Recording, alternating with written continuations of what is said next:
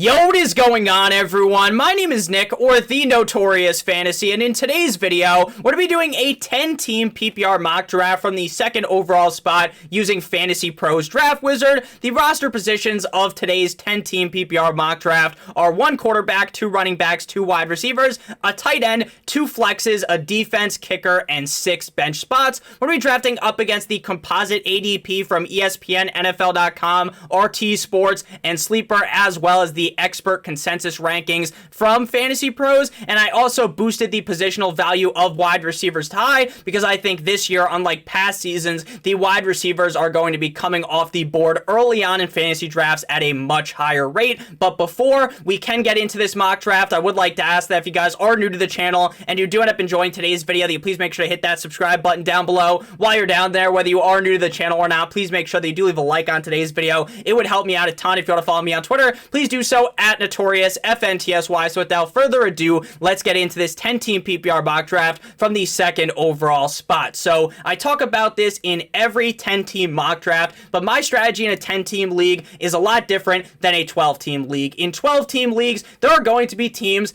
that are literally terrible. There are going to be teams that by week 6, they have running backs that you've never heard of starting in their lineup. But in a 10-team league, the waivers are much more open and the draft is a lot easier because there's only 10 players compared to 12 players, and it is a lot easier for a majority of the teams to be loaded to the gills. Now, in some leagues, there's always that person that might not be as good as fantasy, their team absolutely reeks, but even in a 10-team league, it's much harder to, even if you're not all that skilled at fantasy football, to build a complete and utter dud of a roster.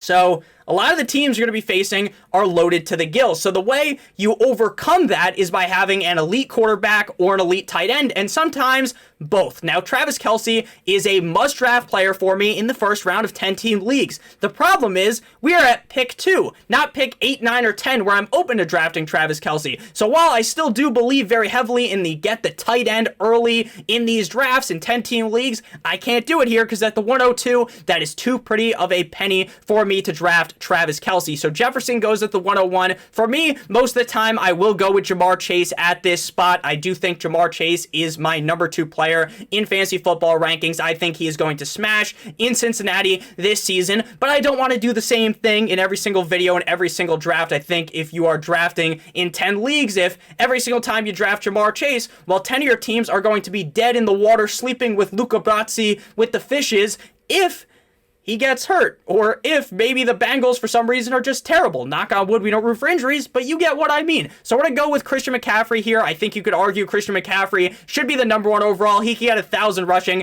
and 1,000 receiving yards this season. He finished as the RB2 last year, which felt out of the ordinary for a guy that's finished as the RB1 multiple times in his career. I think he smashes this season in San Francisco, and there is no reason why he shouldn't be a top 5 pick in every single fantasy football draft this summer.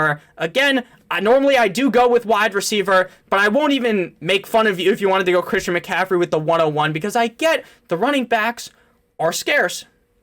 They're not as scarce this year because they're falling a lot further, but you know, a guy like Christian McCaffrey, there's not a million of them, right? There's not a million guys that are as skilled as him. So after Christian McCaffrey, we see Jamar Chase, Cooper Kupp, Austin Eckler, Travis Kelce, Saquon Barkley, Tyreek Hill, Bijan Robinson, Jonathan Taylor. Nothing out of the ordinary in the first round. Obviously, Saquon Barkley sticks out like a sore thumb right now because there is some worry about him potentially holding out the whole season. Obviously, if that ends up happening, that would suck really bad for fantasy football, but I ultimately think he is going to put his John Hancock on the franchise tag, and he's going to be there week 1. I would be shocked if he wasn't, but I've talked about this a ton as we get closer to the start of the season, late August, and if he still hasn't reported to camp or there's no signs of him coming back, I'm going to start to panic.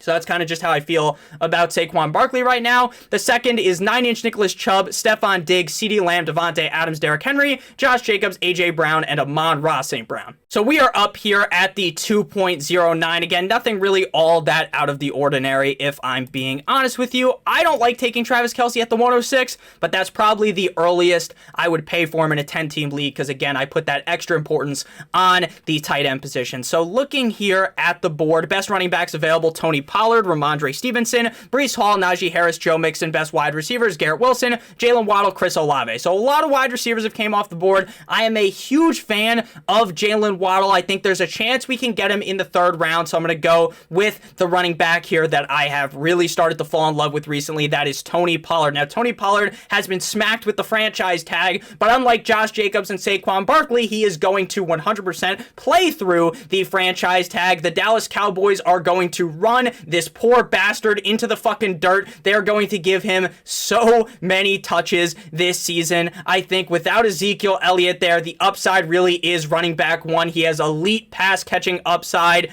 He normally in the past under Kellen Moore hasn't gotten a bunch of targets, but I think under the new offensive coordinator, they're going to look to utilize Tony Pollard in a better way, and I think he is going to have a great season. His efficiency will probably dip because he gets more touches, but the volume, the amount of work he's going to get will make up for that. So looking at the board after him with Tony Pollard came Garrett Wilson and Ramondre Stevenson. So we are in a bit of a pickle here because normally picking a quarterback at pick 22 in a 12-team league, that's at the end of the second round. I would normally tell you that that is absolutely fucking disgusting and not to do that, but this is a 10-team league, and I do really believe that getting a guy like Mahomes, Allen, or Hurts, whoever you have ranked as the quarterback one, is a way to get in good in your league, to get that big push, that big advantage over your league mates. The problem is I also really like Lamar Jackson. I like Justin Fields, who I think I can get in the 4th, 5th, maybe even the 6th round.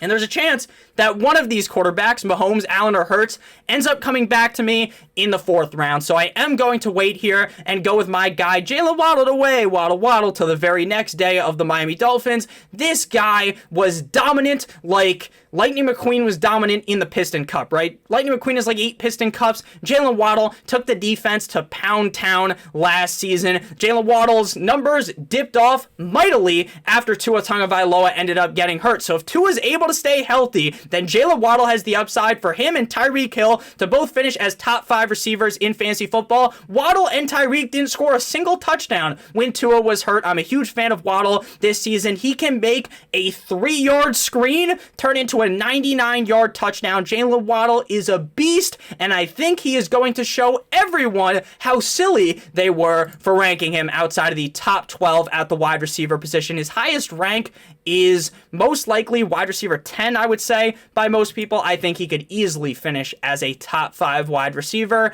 I'm a huge fan of Jalen Waddle and this Miami Dolphins offense in 2023. After Jalen Waddle, we see Mark Andrews, Jalen Hurts, Josh Allen, and Pat Mahomes. So obviously, the dream is dead of getting one of those top 3 quarterbacks in the 4th round, but that's the risk we are willing to take. Breece Hall, Najee Harris, Devontae Smith, Joe Mixon. The 4th opens with Chris Olave, Travis Etienne, T. Higgins, his quarterback, Joe Shiesty, DK Metcalf, Kenneth Walker, Jahmyr Gibbs, and Aaron Jones. So something that has really confused me in a lot of fantasy football drafts is I've been seeing Joe Burrow go ahead of Lamar Jackson and go ahead of Justin Fields. Now, I think Joe Burrow is a great quarterback. Actually, I think Joe Burrow is basically an elite quarterback. He is one of the best quarterbacks in the National Football League. But if you're not Patrick Mahomes, you kind of need a lot of rushing upside to finish in the top 3. Lamar Jackson could rush for 1,000 fucking yards in 2023. Same thing could go for Justin Fields. So I'm not saying Joe Burrow is a bad fantasy football pick. I would just rather have Lamar Jackson or Justin Fields ahead of him, in my opinion. Joe Burrow, definitely more safe than those options because when you run, you inherently have more risk to getting hurt, right? Joe Burrow standing there in the pocket, sure he can get hurt. We've seen it. But Lamar Jackson running around do-si-doing, doing 360s, you obviously could get hit-sticked by fucking Ray Lewis across the middle, right? So you get what I mean. Obviously, there's more risk in injury for those guys, but I still love them, and I like them more than Joe Burrow, if I'm being honest with you. So the 4th round, again, we got McCaffrey, Tony Pollard, and Jalen Waddle. If you have ended up enjoying this far, make sure you hit that subscribe button as well as hitting that like button down below. Looking at the wide receivers, Keenan Allen and Amari Cooper. Amari Cooper did just get hurt a couple of days ago. Might be back at practice on Monday, was the report. It was a minor tweak, so nothing to really panic about, but obviously anytime a player that I personally really like or a player that you guys may like, when they get hurt in July, you know, even if it's just like, oh, he fucking fell and he stubbed his toe, you start to get a little bit nervous. So Keenan Allen, Amari Cooper, Chris Godwin, Debo, best wide receivers available. Best running backs, Miles Sanders, J.K. Dobbins, Cam Akers, Dameon Pierce. Looking at the board, the team in front of us has yet to take a quarterback, but I'm willing to take the chance here that I can get either Lamar Jackson or Justin Fields. It's 100% going to happen. He's not going to take two. The computer isn't going to take, Mr. Roboto is not going to take two fucking quarterbacks in a row. Hopefully not. That wouldn't make very much sense. So we're going to go with a wide receiver here. Again, a lot of people like Miles Sanders. I get it. I like Cam Akers, Dameon Pierce a ton, James Conner a ton, but we already have two running backs, so no need to draft a running back here in the 4th. So you could go with either Hawkinson or one of these receivers. I'm a big fan of Hawkinson. I think he's incredibly safe. He's got a lot of upside, though I do think Jordan Addison is going to cut into that upside somewhat. I don't think he's a bad 4th round pick, though, by any means. I'm going to still go with Amari Cooper, even though he's banged up here. It doesn't seem like anything to really worry about. Keenan Allen, I think, is pretty safe as well, but he has that quote-unquote injury narrative that is always thrown onto him. But if you look at it recently, 10 games, sure, in 2022, but besides that, 16, 14, 16, 16, 16 games dating all the way back to 2017. He's not that crazy injury prone. I would just rather prefer Amari Cooper. I think he's the clear wide receiver 1 on Cleveland, whereas you can argue that maybe Mike Williams or Quentin Johnson is going to really step up. Amari Cooper's the guy in Cleveland. I think Deshaun Watson plays a lot better in 2023 compared to 2022, so I am ecstatic to get Amari Cooper on my team in the 4th round, who I think has top 12 upside. After Amari Cooper, we got Drizzy, Drake London, and DeAndre Hopkins. I love DeAndre Hopkins where he's going. I think he's going to start fucking scurrying his way like a mouse up the draft board into maybe the middle of the 4th round. Like the 5th round seems like a really good price to be paying for DeAndre Hopkins, who's the clear alpha wide receiver in Tennessee. So while you could go with Keenan Allen here, I'm going to get the quarterback. I have Fields ranked above Lamar Jackson. I think I'm just going to go with Lamar Jackson this time, but it's really a toss-up. They're in the same tier for me. Lamar and Fields are in tier 2. Tier 1 for me is Allen, Hurts, and Mahomes. It's Hurts, Allen, then Mahomes, I think, in my rankings. These guys are right below. I think Lamar Jackson is going to be amazing this year. I think he got his big bag. He's happy about that. This is an offense that wants to throw more, sure, but Lamar is still going to be running the ball a shit ton. I'm a huge fan of Lamar Jackson. This guy's won MVP in the NFL before, and he can be your fantasy football MVP if you can get him in the 5th round. Again, if he didn't fall, I would have been perfectly fine drafting Justin Fields there. Again, because it is a 10-team league, and I really think getting that quarterback that might finish quarterback number 1 is a way to get a huge leg up on your opponents. After Lamar, we see Tyler Lockett in my pocket. Skirt. Keenan Allen, Deebo Samuel, Christian Watson, Calvin Ridley, TJ Hawkinson, Terry McLaurin, Alexander Mattison, DJ Chark. Oh, no, it's not DJ Chark. That's Wiki DJ Moore. I apologize. DJ Chark goes in like the last round. You hate to see that for my reading skills. Miles Sanders, Justin Fields, Mike Williams, Dameon Pierce, Jerry Jeudy, J.K. Dobbins, and Chris Godwin. J.K. Dobbins, starting to worry a little bit about him. I was already pretty worried about him. He's now on the PUP. There's the contract disputes. Seems like a situation, at least right now in July, you probably want to stay away from. So we got our quarterback. No need to draft one there. I like Kittle, but I don't see much of a difference between Kittle, Goddard, Pitts, and Waller, so I would rather just wait in this scenario. We're going to go wide receiver. I feel very confident in our 2 running backs to where we can start jamming the wide receiver position here. Obviously, we're not drafting another quarterback because we just drafted Lamar Jackson, Michael Pittman, Deontay Johnson. This is a tough battle here. Christian Kirk, Brandon Ayuk, Hollywood Brown, between Michael Pittman and Deontay Johnson. I think so many people hate Michael Pittman for really no reason. This is a guy that was getting force-fed fucking targets in Indianapolis last year. The problem was Matt Ryan was basically a corpse of himself. They go to Sam Ellinger. They have to fire Frank Reich. They have to bring in their old center to be the head coach, Jeff Saturday, of their team. They bring in Stitchen, who was the offensive coordinator of the Philadelphia Eagles. I think Michael Pittman is very clearly the wide receiver 1 on this team. The other wide receivers, Pierce, Josh Downs, they're not very exciting. They're nowhere near the excitement level, for me, of Michael Pittman. I get, Nick, you drafted Michael Pittman last year. He wasn't amazing for me. He's had back-to-back top 24 finishes. He's had 130, almost, 129 targets in 2021, 141 targets in 2022. Sure, he's never scored 10 touchdowns, but the quarterback position for Michael Pittman has not been the best. He's dealt with Carson Wentz. He's dealt with Matt Ryan, Sam fucking Ellinger. things are going to get better with Anthony Richardson. Anthony Richardson's going to take those shots deep down the field, and Michael Pittman is going to feast like it was Thanksgiving dinner. I'm a huge fan of Michael Pittman this season. I think it's very close for me between him and Deontay Johnson. Some drafts I'll probably take Johnson over him. Other times I'll take Michael Pittman. But this time it appears we're going to be able to get both. After Pittman, George Kittle, and Justin Herbert the pervert. So it is very possible that by the time we come back around here, there are a lot of picks. We might not be able to get Darren Waller or Goddard or Pitts, but I'm fine taking that risk. I don't necessarily think we need to have that crazy good tight end. Again, it's a hope, right? You enter the draft, you're hoping for it, but if it doesn't fall to me, I'm not panicking, right? And this is something I preach a ton. If you want to go into your draft with a given plan, go ahead. But you don't need to lock yourself in a metaphorical box with this plan. Just because you want Kelsey in the first round, you enter your draft, say you don't know what pick you're going to be. You enter the draft and you're pick 3, then don't fucking panic. Don't draft Travis Kelsey at pick 3. Say you want to get that elite quarterback. Well, Hurts and Allen and Mahomes go.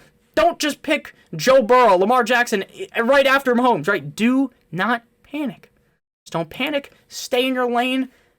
Go in with a strategy, sure, but you don't have to follow it if things don't go that way. You don't want to reach on players, and I think going in, being like, I gotta go RB0, I gotta go wide receiver 0, I want to go fucking robust running back, super heavy running back early, and then things don't go your way, you start reaching on guys, you draft James Conner in the 3rd round, and you finish the draft, and you're like, Nick, you love James Conner. I do, but not in the third round. I don't like James Conner in the 3rd round. So we're sitting here, like I said, we're sitting very pretty here because we're going to be able to get Deontay Johnson. I know there's a lot of Deontay Johnson haters. Deontay Johnson bent you over a table last year without the use of any lube, right? He screwed you over. He screwed the pooch. He sucked because he didn't score any touchdowns. Well, if you look at the numbers, the seasons prior, 8 touchdowns, 7 touchdowns, 6 touchdowns. There's a clear outlier, and that is the 0 touchdowns. 169, 147, and 144 targets over the last 3 seasons. This guy's a target hog. I think Kenny Pickett, the small hands man, is going to get better, and I'm a huge fan of the skill set that Deontay Johnson possesses. This team right now would make me, if this was a real draft, right? If I'm in my 10-team league, I'm doing my $50, $100 buy-in, whatever your buy-in is for your league, maybe playing a free league, that's fine too. I would be salivating at the idea that my team is Lamar Jackson, Christian McCaffrey, Tony Pollard, Jalen Waddle, Amari Cooper, Michael Pittman, and Deontay Johnson. Sure, I know some people don't like Cooper. They don't like Pittman. They don't like Johnson. But my opinion is I really like those guys. And I'm glad that we drafted a quarterback early because the quarterbacks seem to be going off the board at a pretty quick pace here. Kind of normal, I guess. Tua ranked quarterback 11 on here. I like that because Tua is one of my favorite quarterbacks, obviously, as a Dolphins fan. And don't just take what I say with a grain of salt when I speak about the Dolphins. If you've watched my videos in the past when they had Tannehill, when Brian Flores was the coach, even when Tua's beginning of his career, I said the Dolphins were going to suck, and they did. Now that the Dolphins have been getting good, I've been jumping on the hype train, right? I'm a huge fan of them. I think they're going to be good. I give you guys my real opinion. I don't just suck the metaphorical schlong of the Dolphins because they're my favorite team. Now, if you follow me on Twitter, I do that because I love the Dolphins. I try to hype them up. But in the videos, I'm going to call a spade a spade. I'm going to be honest. I'm not going to tell you to draft Cedric Wilson in the 9th round because he might be the wide receiver 3 of the Dolphins, right? That would be asinine. So, looking at our team, again, our team's looking pretty solid. After we went with Deontay Johnson, David Montgomery, Brandon Ayuk, Christian Kirk, Rashad with 2 A's, White, Dalvin Cook, Marquise, Hollywood, Brown, Trevor Lawrence, Kyle Pitts, the 8th, Dickie, Dak Prescott, Mike Evans, DeAndre Swift, Cam Akers, James Conner, George Pickens, Jordan Addison, and Deshaun Watson. Dalvin Cook, the rumor used to be Dolphins or Jets. Apparently, last night, tonight as I'm recording this, last night as you're watching, Dalvin Cook has not been offered a contract, according to him, or whatever, however the fuck it came out, by the Dolphins or the Jets. Seems like the Bills might be the best team for him to go to, according to what I read. That's actually great for fantasy, because I don't like James Cook for fantasy, and I think Dalvin Cook is a solid value if he goes there. If he goes to the Dolphins, he hits A-Chain, Mostert, Jeff Wilson with a fucking suplex, puts him in the 619 Rey Mysterio, Suplex City, right? But if he goes to New England, he smacks up Will Smith style Ramondre Stevenson. But if he goes to Buffalo, I don't even like James Cook. So I'll just be perfectly happy drafting Dalvin Cook as the running back 1 in Buffalo. So let's hope that that happens for fantasy purposes. As a Dolphins fan, I don't necessarily want Dalvin Cook on the Bills because it will make the Bills better. But it is what it is. Again, we're talking about fantasy, not about my fandom. So we're back up on the board here. Goddard, Waller, all still available. I'm going to be honest, I like Waller the most out of this group. I know there's the injury issue with Waller, but at the end of the day, in the 8th round, you're not being as safe as possible. I'm taking the upside shot, the swing, fucking Barry Bonds style, Aaron Judge, Pete Alonso for the home run, and I'm going with Darren Waller. He could be the #1 receiver in targets on this team as a tight end. If Saquon Barkley's gone, I think they're going to be they're going to be relying on Darren Waller even more. FantasyPro says it's a slight reach. I don't think so. After Waller, Isaiah Pacheco, and Alvin Kamara. Kamara starting to make me think that he might not get 6 games. He might get like 3 or 4 game suspension, and that would obviously move him into the draftable category. At 6 games in like the 9th, the 10th round, I think he's legitimately, there's a chance that he gets Kamara'd. Remember when Kamara came into the league and he got past AP, he got past Mark Ingram. Alvin Kamara might get cucked by Kendre Miller and Jamal Williams. Now, that's not probably going to happen if he's only getting a 3, 2, 4 game suspension, but if he gets 6 games, that's more possible. Again, I'm not saying that's 100% going to happen, but it is more possible. Now, it seems like the reports about Javonte Williams right now are very positive. He was not put on the PUP list. So, how the PUP list works, in the past, if you got put on the PUP list, you were basically sentenced to death for fantasy football, right? Because you're out for 6 fucking weeks. But now, if you're put on the PUP at the beginning of training camp, you can chill on the PUP and then come back at the end of training camp, at the end of preseason, and then you can play week 1, which wasn't possible in the past. But Javonte Williams not even starting on the PUP means he's probably going to be good to go early on the season. Now, he's not going to get all the touches week 1. They're going to ramp him up slowly and slowly. It might take 6, 7, 8 weeks for him to even be start-worthy in fantasy. But this is the 9th round where I have McCaffrey and Tony Pollard. So I don't fucking need Javonte Williams to start the first 6, 7, 8 weeks of the season. So if he starts off on the right foot, he looks good, Sean Payton figures things out, Russell Wilson isn't burning the team down, then boom, we made a great pick in the 9th round. And the best part about it is we don't have to rely on him. We don't even need to play him from the beginning of the season. After Javonte Williams, we see Brian Robinson, Jackson Smith, and the Jigba. Treylon Burks, the worst pick of the draft. The Niners defense don't take a defense until the last 2 rounds, round 15 or 16 in this case. After the Niners, another terrible pick, Kadarius Toney, James Cook, Jahan Dotson, Brandon Cooks. The 10th round opens with Cortland Sutton, Michael Thomas, A.J. Brown, Rashad Master Bateman, Jacoby Myers, Gabe Davis, Jameson Williams, and Khalil Herbert. We're up to pick here. I'm starting to kind of turn around on Jameson Williams. Start to think like, hey, if you're in a league where you can put him on your IR spot, I like him. If you can't, I'm probably not drafting him. That's kind of just how I think of things, right? If you can put suspended players on the IR, 6 weeks, he comes back, maybe you leave him on the bench the first couple of weeks, and then he can just fly into your lineup like week 8. Like, you're going to be really happy with that because of how good the Lions offense is. But if you're in a league where you can't do that and he's just sitting on your bench, I'm just not willing to do that. Like, I don't want to just burn a fucking roster spot on some guy who knows not playing for the first 6 weeks. I love Antonio Gibson, but I'm just going to be honest with you guys. I'm really comfortable with Pollard, McCaffrey, and Javonte. If one of them gets hurt, it sucks. We could just pick someone up off the waiver wire, hopefully, or one of our later picks can help us out there, or Javonte Williams. So I'm just fine jamming wide receivers, potentially having another guy to throw into the lineup ahead of Michael Pittman or Deontay Johnson, or maybe Cooper has a really bad matchup. I'm starting Waddle regardless of the matchup, if I'm being honest with you. So looking at receivers, Juju Smith-Schuster, Quentin Johnston, Elijah Moore, Nico Collins. Elijah Moore I think is pretty decent, but we already have Amari Cooper, so no need to double bet on fucking Deshaun Watson. If he ends up flaming out, I don't want 2 of my top 10 picks to be just dead in the water. Juju's a terrible pick. I'm going to go with Quentin Johnston. This is a guy that it's very clear most rookie wide receivers take a while to kind of flourish, right? Early on in the season, Quentin Johnston might not be that great, but say something happens to Mike Williams or Keenan Allen, this guy could show up as a superstar, right? Like a top 12 wide receiver in week 8 rankings if something like that was to happen. Even so, maybe he doesn't get hurt. Maybe none of them get hurt. And then Quentin Johnston just ends up maybe working ahead of Mike Williams. Maybe he ends up being more of an option than we thought. So I'm just willing to take that shot in the 10th round. Again, it's not super safe, but we already have a bunch of receivers that I feel very confident and uber safe with, so I'm fine taking that shot at wide receiver. After Quentin Johnston, Antonio Gibson, and Rashad Penny. If Gibson fell to us, I was probably going to take him. We're in the 11th round now, and we are going to go with, normally we go with Nico Collins.